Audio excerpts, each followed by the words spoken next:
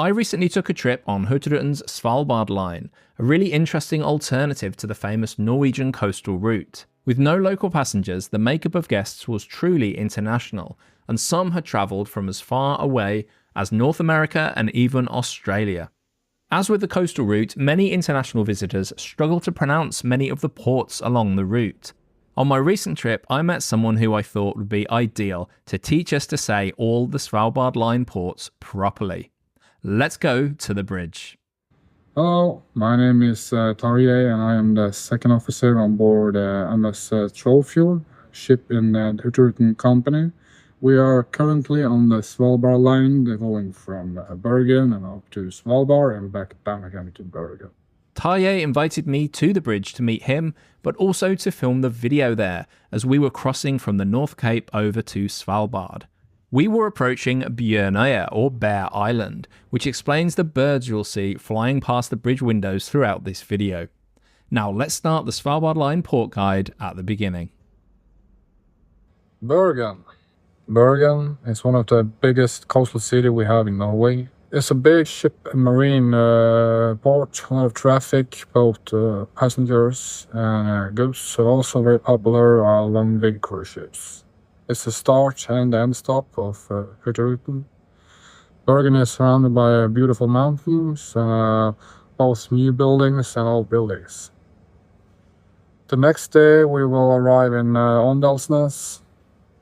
Åndalsnes is a very beautiful small village located in Romsdalsfjord.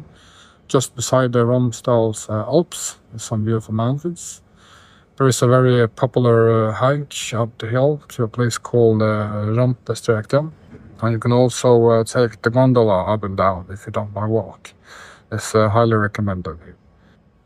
The day after Åndalsnes, we are going further north to the coast of Helgeland, to a very small village out in the ocean called Træna. Træna is also surrounded by big and raw mountains or islands coming up from the ocean. It is approximately 450 citizens living on the island, so it's very cozy and they are very polite. They are glad to have people visiting them. The sailing in towards Træna could be very challenging, especially during high winds and the late seasons, because it's a narrow and very shallow channel.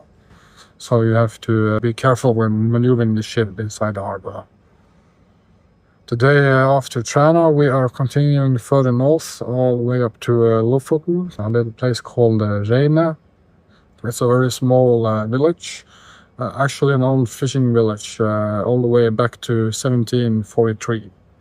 So it's a lot of history. Reine is also surrounded by I would say the most stunning mountains we have in Norway. Beautiful, sharp mountains, and there are very many hikes you can take if you want so. Very steep hikes and awesome view. Day after Reine, we are continuing to the port of Tromsø. Tromsø is the biggest coastal city we have in northern Norway. Tromsø has also a lot of ships traffic, both goods and passengers. Hurtigruten at this particular boat, Trollfjord, the Svalbard line, is also taking cargo from Tromsø further up north to Longyearbyen. Tromsø is also a very popular stop among the passengers because of all the excursions you can do. It's very beautiful. The bridge in Tromsø is famous among our navigators because it's a very narrow bridge, only 60 meters. That is not a problem in good weather, but at the early season and late season, there's a lot of wind and current, and it's a tricky maneuver to guide the ship safely under the bridge. Off Tromsø, we are setting course towards Honningsvåg. Honningsvåg is the most northern city we have in Norway. It's located right beside the famous North Cape. North Cape is also one of the excursions our passengers like the most. It's a beautiful view.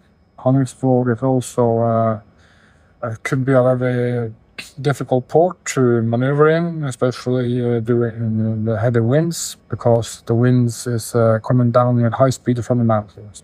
After Honningsvåg, we are setting the course around the outside of the North Cape, so we have a look from the seaside.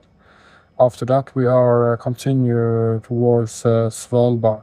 Trip to Svalbard takes 1.5 days, so we have one sea day. On that one sea day, we are passing by Brønnøysund, the Bear Island. It's a lonely big island out in the ocean. It's a beautiful, stunning view. The next day, we are arriving in the port of Longyearbyen. Longyearbyen is the biggest city or village in Spitsbergen, in Svalbard. It's where all the cruise boats and Hurtigruten docks. Longyearbyen is surrounded by very, very steep and naked mountains. It's an untouched, beautiful nature with a very nice wildlife. Both ice bears and polar fox and birds and whales, and it's absolutely everything you can dream about out there. Longyearbyen is also very popular among the passengers because of all the excursions they are doing there. Ny-Ålesund. Ny-Ålesund is, I would call, a very, very small village. It's a research facility located in the Trollfjord, almost all the way up on the northwest part of Spitsbergen. The population in Ny-Ålesund varies from time to time and time of the year, all the way from 100 people to down to 30 people. The sailing into the Trollfjord and Ny-Ålesund is very beautiful because it's surrounded by high mountains and glaciers and very untouched nature. When we are done with Ny-Ålesund for the day, we are setting sails southbound towards the coast of Norway. Then we are going to Tromsø to pick up some cargo there, and then we are continuing further down toward Senja, the island of Senja. In Senja, we find a small village called Torsken.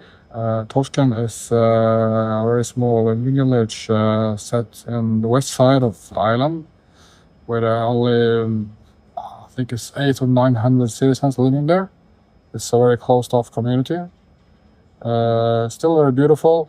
It's also surrounded by high mountains. There's a lot of high mountains in Norway, as we probably heard. After Torsken, we are continuing further south into Vesterålen, a very beautiful part of Norway, and there we find the birthplace to Hurtigruten, Stokmarknes. In Stokmarknes, we have a beautiful museum where you can find the old ship, old lady, MS Finnmarken. She is refurbed and put aside a big glass museum, and I highly recommend everyone to visit the museum. The sailing in towards Stokmarknes could also be tricky because all of the bridges in Vesterålen is only 30 meters high, and MS Trollfjord, this ship, is 29.5 meters. So there is a low clearance. The air draft is very high. So you have to place the ship exactly where you want it and going on the bridge. After Stokmarknes, we are continuing further south down the beautiful Raftsund and then into Trollfjorden. That is also part of the coastline spreads, and we are also doing it. Trollfjorden is very hard to describe because it's magnificent. You put a ship in a small crack in a mountain, surrounded by high mountains, and you turn around. Inside there you have waterfalls, and you have to experience it to understand it. And after that we go to Svolvær. Svolvær, I'll say, is the capital of Lofoten. It's the biggest city we have there. It's a good mix between old buildings and new buildings, also surrounded by the raw nature, beautiful mountains. And for the passengers, it's very popular because you have a lot of excursions to choose from. Either you want a bus ride, a hike up to Longyearbyen, you want a tour in a rib boat to see all the eagles, or you want just a city walk and enjoy some good seafood. So it's a beautiful place.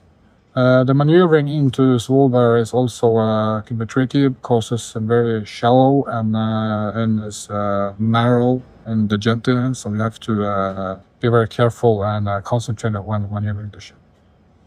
The next day we are continuing further south, so then we arrive in the port of Brønnøysund. Brønnøysund, I'll say, is the city in the middle of the coast, so we're halfway down. Brønnøysund is, for the passengers, very interesting because the most popular excursion is the hike to Hurtigruten.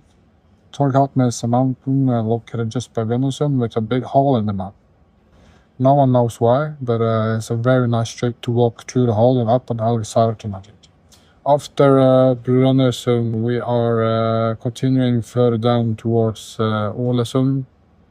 Ålesund is a very traditional city with the marine traffic and cargoes, fishing. Also very popular among the cruise ships. So it's very good facilities for the passengers and also for excursions. It's a nice city walk or a mountain hike, or you want to take a bus ride. It's very popular to take the bus ride from Ålesund into the place called Svolvær. Svolvær is the next place Trollfjord will go. So you can take a bus ride from Ålesund to Svolvær, and then the ship will come pick you up in Svolvær. So when the ship arrives in Svolvær, we will anchor up in the Svolvær, because there is no jetty big enough for the ship to hold. So we are anchoring up, and then we have tender boats going from shore and out to the boats to drive the passengers. And that is also a very good feedback, because the passengers like the way they are driven in the boats from the shore and out to the big boats. Svolvær is located in Longyearbyen. It's also, I think, is one of the most beautiful sailings we do because of the high mountains surrounding you, all the way around you, and the green trees, and most often very beautiful weather. And Svolvær is a very small village, so it's very untouched from the big cities. Svolvær is our last attraction for the day, and then during the night we are setting sail towards Bergen, the final stop of the voyage. During that night we are passing the famous Stad Ocean, and that is also very beautiful. And in the morning we are waking up in Bergen, and we thank you all for a pleasant voyage at MS Trollfjord. My thanks to Taye for helping everyone out with the port pronunciations. Check out this video next if you're interested in what the experience aboard Hurtigruten's MS Trollfjord is like on the Svalbard line, as I take you through the voyage day by day. Thanks for watching.